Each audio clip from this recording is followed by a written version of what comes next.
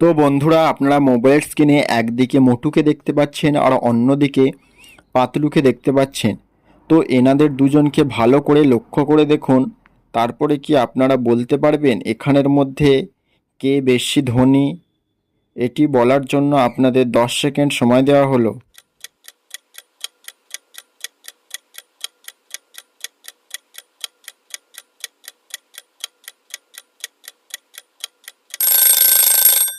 কি বন্ধুরা, আপনারা কি উত্তরটি পারলেন? তো যারা যারা পেরেছেন আপনাদের উত্তর অবশ্যই কমেন্ট করে জানাবেন। আর ভিডিওটি যদি ভালো লেগে থাকে তাহলে একটি লাইক করবেন।